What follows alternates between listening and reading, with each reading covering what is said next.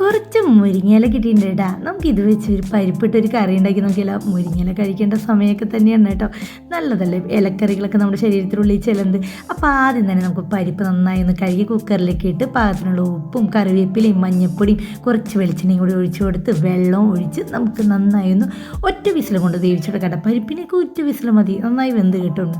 എന്നിട്ട് അടുപ്പത്തേക്ക് വെച്ച് വിസിലൊക്കെ കളഞ്ഞ് ഞാനത് തുറന്ന് നോക്കട്ടെ, വെന്ത് വന്നിട്ടുണ്ട്. ഇനി തേങ്ങ ചെറിയതിലേക്ക് എരിവിനാവശ്യമായ പച്ചമുളക്, 2 വെളുത്തുള്ളി, 4-5 ചെറുള്ളി, ചെറിയ ജീരകം ഇട്ട് മിക്സിയിൽ നന്നായി ഒന്ന് അരച്ചെടുക്കാം ഇതേപോലെ. ഇനി വേവിച്ച് വെച്ചിരിക്കുന്ന പരിപ്പ് ഒരു ചട്ടിയിലേക്ക് പകർത്തി കൊടുക്കാട്ടെ. ഇനി അരച്ച അരപ്പും കൂടി ഒഴിച്ചു കൊടുത്ത് ആ ജാറിലേക്ക് കുറച്ച് വെള്ളം കൂടി ഒഴിച്ചു കൊടുത്ത് ചിറ്റിച്ച് അതും കൂടി ഒഴിച്ചു കൊടുത്ത് ഒന്ന് ഇളക്കി നന്നായി ഒന്ന് തിളയ്ക്കാൻ വേണ്ടിയിട്ടാ. നന്നായി ഒന്ന് തിളച്ച് ഒന്ന് വരുമ്പോൾ വേറൊരു പാൻ അടുപ്പത്തേക്ക് വയ്ക്കുക. അതിലേക്ക് വെളിച്ചെണ്ണ ഒഴിച്ചു കൊടുക്കുക. വെളിച്ചെണ്ണ ചൂടായി കഴിയുമ്പോൾ കടുക് ഇട്ട് കൊടുക്കുക. കടുക് പൊട്ടി കഴിയുമ്പോൾ വറ്റൽമുളകും വേപ്പിലയും ഇട്ട് കൊടുക്കുക.